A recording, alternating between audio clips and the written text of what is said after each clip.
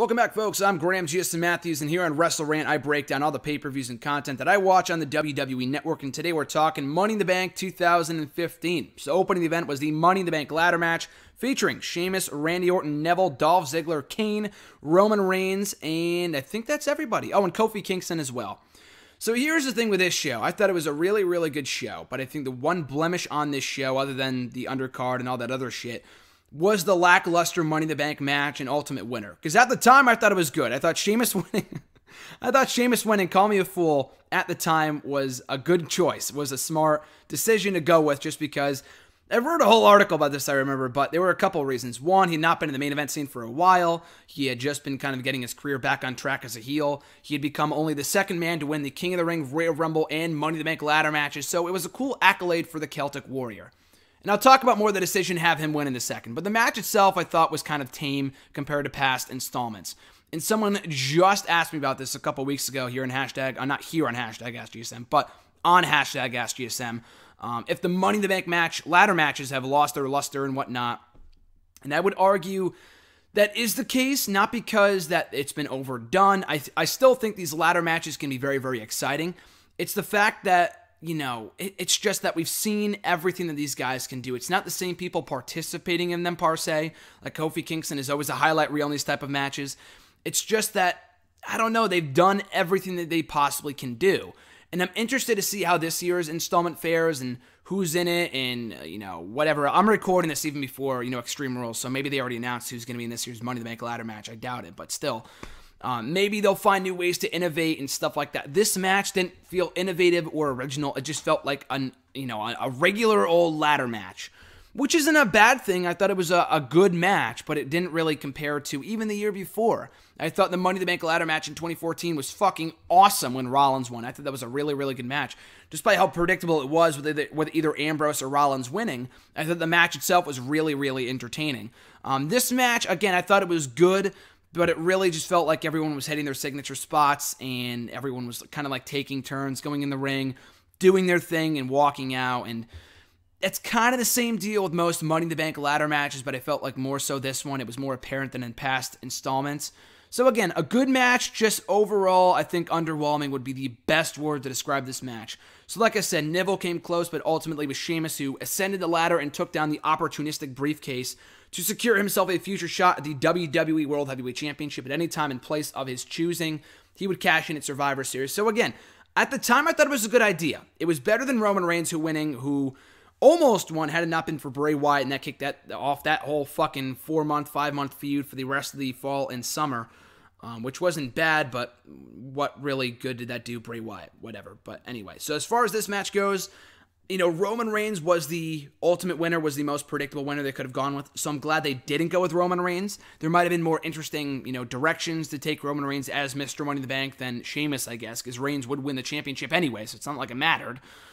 Kane, would have been, Kofi would have been cool. Kane was just in the match to be in the match. I don't even know why he was in there. Neville would have been a long shot, and Ziggler was kind of done by that point. Randy Orton, same thing. So Sheamus, again, they had a chance. When he came back as a heel last year in 2015, right after WrestleMania, they had a chance to make him mean something, but they fucking failed by making him just as bland as everyone else in the roster, making him lose, and really just kind of going back to the same formula that he was suffering from before he got hurt the year before.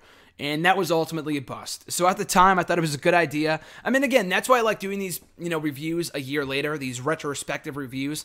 Because had I reviewed this at the time, and you could probably find it on nextairwrestling.net, she plug, my written review of the pay-per-view from right after it happened, that I praised the idea of Sheamus winning Money in the Bank when everyone else hated it.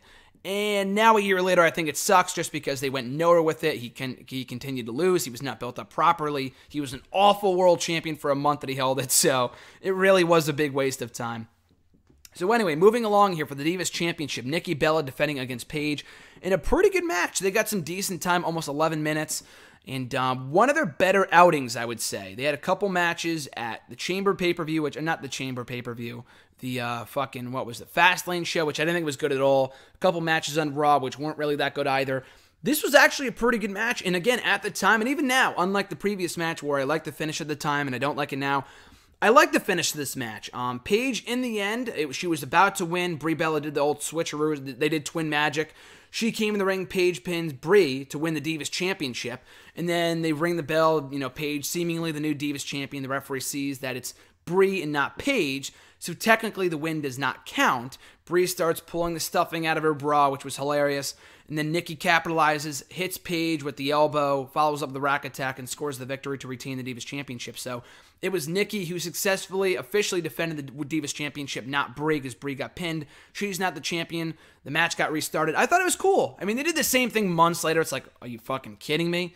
But for the first time they did it, to kind of go back on all the twin magic bullshit, and also kind of playing on what we've been saying for years, that Nikki's boobs are bigger than Brie's, so why wouldn't the referee notice that? That was brilliant, too.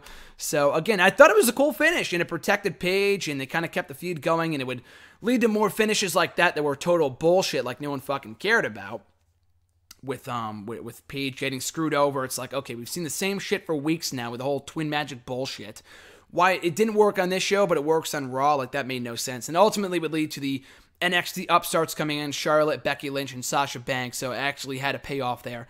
It actually had a payoff in the form of those women getting called up and kicking off the Divas Revolution. But as far as this match goes, I liked it. I liked it then. I liked it now. I thought it was a good match. And the finish was, innovative. Again, something that the previous match did not have in the Money in the Bank ladder match. After that, for the Intercontinental Championship, Ryback defending against Big Show. Pretty forgettable match. The match went 5 minutes when it should have gone 1. Ryback dominated Big Show in the first minute of the matchup.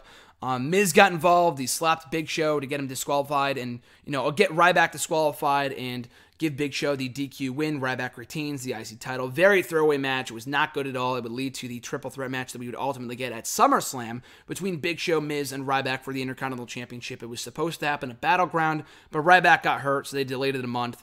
But yeah, really throwaway match, and you could just skip right over this. After that, part 2 of John Cena versus Kevin Owens. Phenomenal match. Phenomenal match. The NXT Championship was not defended. The United States Championship was not defended, whereas it should have been. And again, it really made no sense that the title was not on the line, considering I know Kevin Owens said, in the whole continuity here, I feel like they were just kind of making it up as they went along with this feud. Not, Cena and Owens, but rather creative.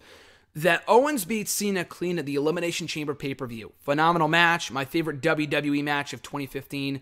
I'm not counting NXT there, so that's my favorite main roster match of 2015. If it was NXT, it would have been Bayley and Banks. But the whole thing was that Owens beat Cena in non-title clean fashion. In a non-title match in clean fashion at the Chamber pay-per-view. So you would think that would earn him a shot at the U.S. title. This match was not for the U.S. title. They announced the match the same night that they had their first match at the Chamber pay-per-view. Which again is cool for the pay-per-view audience, I guess. It's cool to announce things in advance, but where was the logic? Where was the follow-up? Why wasn't it a championship match? That made no sense to me because Owens earned a shot at the title, so why wouldn't the match be for the championship? Again, he said, I don't want the championship, but after losing here, only after losing does Owens say, I want a title match at Battleground, which he also lost. Again, it made no sense. But as far as the match goes, phenomenal match.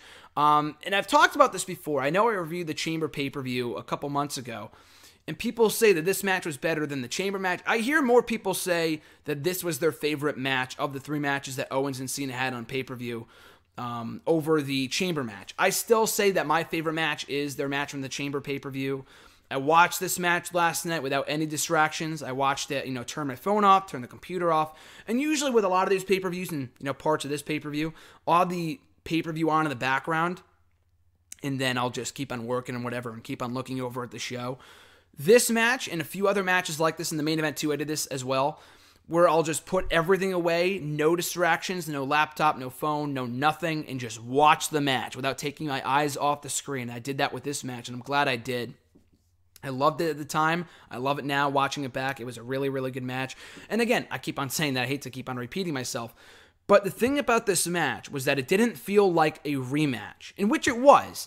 But the thing about rematches and part twos and sequels and whatever is that a good sequel, like any successful, film franchise or whatever, will play upon the themes of the first movie and then innovate. And then, originate and kind of play off those things and do something, newer and add to it. Not do the same exact thing and be like, oh, that was cool the first time, let's do it again. No, they took apart, moves and maneuvers and parts and sequences from the first match, and they did reversals, or they countered it, or they told a different story. That's what I loved about this match. Again, I still prefer the Chamber match over this one, but this was still a 5-star classic in my opinion, if not 4.5 stars, whatever. Just a really, really well done match. Owens, in the end, after 3 attitude adjustments, eating the loss, the pinfall loss from John Cena clean. And, I mean, I was of two minds of this. I mean, after he lost the Battleground, I was of, multiple minds on this, but I didn't have a problem with him losing at Money in the Bank. I would have rather have him. I mean, it would have made better sense. It would have made more sense to me, in the end, to have Owens beat Cena at Chamber and Money in the Bank before ultimately losing at Battleground. I would have been fine with that. I wasn't fine with him tapping at Battleground. I'll talk about that in a couple, probably next month or whatever, a couple weeks when I review that here for WrestleRant, that pay-per-view.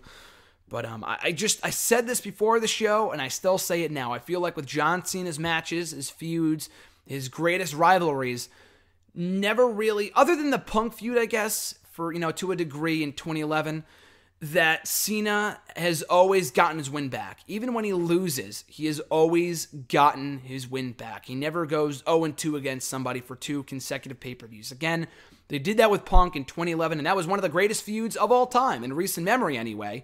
And there's a reason for that, because Cena didn't get his win back right away. He wouldn't get his win back over Punk, actually, for another fucking year and a half, until he beat him in that great #1 contenders match on Raw for the WWE Championship in early 2013.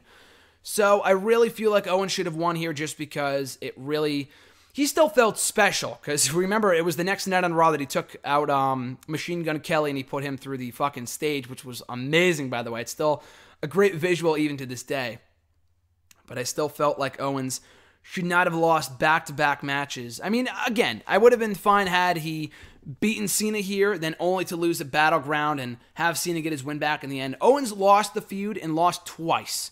He should have won twice and then lost the last match, which would have been completely okay with me. It's not the worst thing in the world. A year later, he's doing just fine, and he's a 2-time Intercontinental Champion, one of the most special and popular guys in the current roster. He still feels special. He still has that star quality about him. So he wasn't buried by John Cena. He wasn't, completely destroyed. His momentum was not, tarnished at the hands of Cena through these series of matches. But again, I felt like he should have won here. Not like it really mattered anyway. Cena showed him a sign of respect afterwards. Owens took the handshake and he told him to shove it. Attacked him, did a pop-up powerbomb on the apron, which was a great visual again. Said, "You can't see me, John." Awesome stuff. So, phenomenal match and great post-match stuff, too. After that, for the WWE Tag Team titles, the Primetime Players beating the New Day to pick up their first and only WWE Tag Team Championships. A good match. I felt like the outcome kind of came out of nowhere. It was a 5-minute match. Probably should have given them more time. But still a very, very good match. Primetime Players, like I said, scoring their first Tag Team titles. And they made the most of the time they were given. The crowd was into it. I don't think they were expecting a title change. They were a little quiet. I mean, again, they were into the match, but they were kind of quiet throughout up until the finish. And they responded very favorably to the finish. It might have been more of the fact that New Day lost more than Primetime Players won, if that makes sense. But still, for me anyway, I really, really enjoyed the moment just because the Primetime Players had worked so hard to get their moment as tag team champions. They had been together by that point for over 3.5 years. I know they broke up for a year and they got back together, but you know what I mean.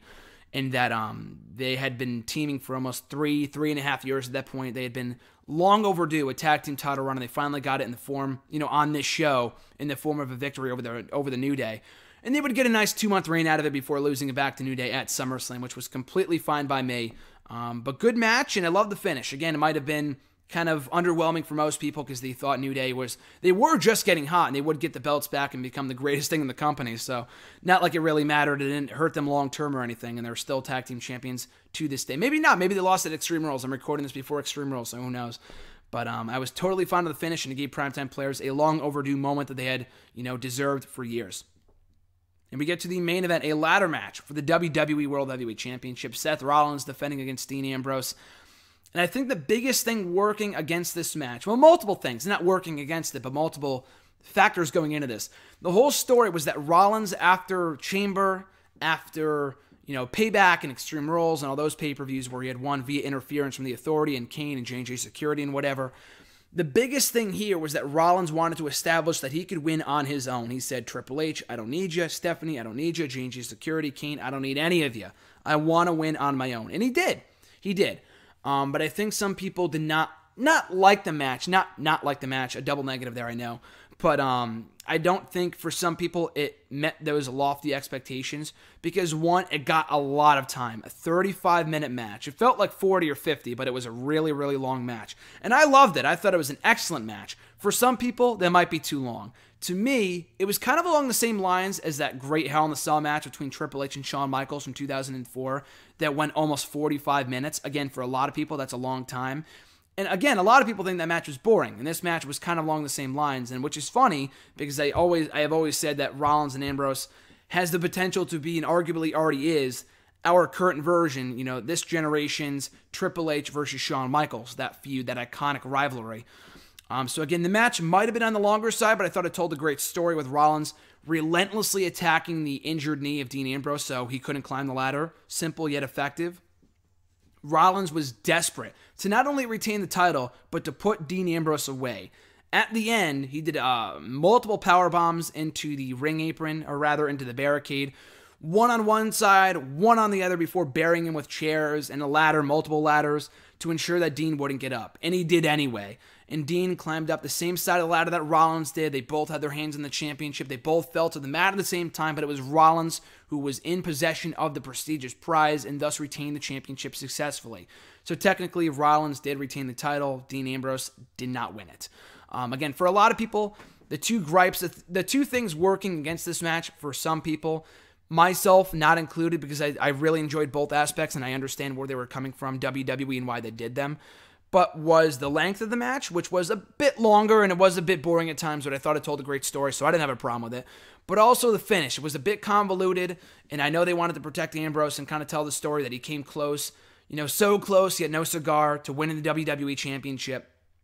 And it was a bit confusing as to who won, and I know people were like, oh, but Ambrose technically had his hands in the championship when it fell down, so he should have been the champion. Well, they've been doing this story. They've been telling the same story for the past 5 years. I don't know if they did it before this, but I know back at TLC 2010, a botched finish, by the way, in the ladder match between Kofi Kingston, Jack Swagger, and Dolph Ziggler. Kofi and Swagger were fighting for the championship. The title dropped. It fell on the ground. Ziggler got possession of it first, so technically he retained. That's when I realized, okay, that's the rules of the match. Not what it should be, but I understand why WWE does it for stuff like this. And I think the match, I'm going back to TLC 2010 here, but the finish of that match was botched because I think Ziggler was supposed to catch it or something before it dropped to the ground, but he still retained it anyway. Not like we had a new winner or a new champion because of the botch, but kind of along the same lines here that it was Rollins who had his hands, he was in possession of the championship. When he fell to the mat, when all was said and done, he was in possession of the title, so therefore he retained. I didn't have a problem with it. Some people thought it was too confusing or convoluted, which is understandable, but still doesn't take away from the fact that this was a great match and among the best bouts of 2015. Maybe not top 10, but I know I put it in my top 25, maybe in the top 20. It might have been in the top 25, but I think it was in the top 20 easily because this was a really, really good match and one of the best matches that these two had to date. So, and that's saying a lot because they had a lot of great matches, the street fights on Raw, the matches on Raw and SmackDown, and also at SummerSlam, the Lumberjack match, their various brawls on pay-per-view and whatnot. The match at Chamber was also really, really good. But a great way to cap off a really good show. Again, the Money in the Bank ladder match left something to be desired and not a great winner for most people. It was great for me at the time, but thinking back on it now, it was kind of a waste of a victory for Sheamus. It could have gone to someone who could have benefited from it, like a Neville or a Kofi or whoever.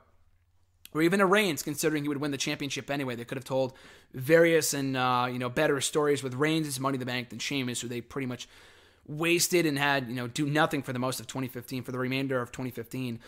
So quick recap here. I already talked about that match. The kickoff match, which I didn't talk about, R-Truth and Barrett, was a total fucking waste. It's not on the show if you watch it on the network. It is on the network. It's just a separate pre-show, but don't watch it. It's a fucking waste. Nikki, Bella, and Paige had a really good match. Big Show and Ryback throwaway match, but built to that triple threat match at SummerSlam, so I understand why they did it. Cena and Owens, awesome match. Like I said before, nothing more could be said about that classic. The tag team title match could have been more, could have been longer, but I enjoyed the title change, and the main event was excellent as well. And I also forgot to mention the show kicked off with an amazing tribute to the, at that time, recently passed Dusty Rhodes. He had just died that Thursday. The pay-per-view was held on Sunday, so they kicked off the show with a video package and the tribute for Dusty Rhodes, which was so amazingly well done. And watching it at the time, it really brought me to tears, to be honest with you. Where are the onions? Who's cutting the onions? because I thought that was really, really well done. And a very classy way of kicking off the show. I expect nothing less from WWE for one of their own, and someone who really, innovated NXT and all the other things he did for the business on the whole. Dusty will be and has been missed, but that was a great way to kind of kick off, or rather open an amazing evening filled with great matches, great moments, a title change, and 2 awesome 5-star matches, in my opinion, in the main event, and Cena versus Owens. So certainly check out this installment of Money in the Bank before this year's show in a couple more weeks. And that is it. Money in the Bank 2015 on the whole, I'll give it 2 thumbs up. The undercard wasn't super strong, but it had enough, had good enough matches, and those 2 headlining matches were well worth going out of your way to see. And I think it is in line with the past installments of Money in the Bank. The 2014 show, which I talked about last year, was not phenomenal. I thought that was probably the one down year where Money in the Bank was not great, but it did have a couple of really good matches. 2015 got the pay-per-view back on track, and since 2010, we have not had a truly bad installment of Money in the Bank. Here is hoping that this year's installment is no exception. So anyway, guys, as always, thank you for watching and listening. I appreciate the support. Be sure to like, comment, share, and subscribe. Next video. And here's the thing. Okay, so going forward, we already did all the Vengeance pay-per-views, which was great. A lot of great Vengeance, pay-per-views I got to cover. Money in the Bank here today, with Money in the Bank coming up in a couple more weeks. So the next video we'll be covering, and I know someone asked me about this either in the YouTube comments or on Twitter a while ago. Next video, we'll be covering the Bash 2009. I did not include it in my reviews of the Great American Bash 2 years ago because it's technically not under the same pay-per-view name. I know it's basically the same show, but it does have its own category on the WWE Network, so I did not consider it a Great American Bash pay-per-view. So I covered the 04, 05, 06, and 07, and 08, I think. Or maybe there were 4 or 5, I don't remember, but all the Great American Bash shows I covered back, in the summer of 2014. So going forward for the next couple of videos, I'll be covering the Bash 09, all the throwaway June pay-per-views that kind of got thrown under the rug and are kind of forgotten about. But the Bash 09, Fatal 4-Way 2010, and Capital Punishment 2011. All those reviews will be coming up in the next couple of weeks, and beyond that, I think I'll be talking about King of the Ring, which I'm really looking forward to talking about and reviewing because those shows are also very, very great. Are also very, very fun to watch, so I look forward to watching and reviewing those shows for you fine folks. So in the meantime and in between time, you guys can follow me on the Twitter at WrestleRant. Find me on Facebook at facebook.com/Graham.gsm.Matthews, and be sure to, as I said before, like, comment, share, and subscribe. Your support is amazingly appreciated. So have a great rest of your week or weekend, folks, whatever it might be. I'm Graham GSM Matthews, and I'll catch you folks down the road.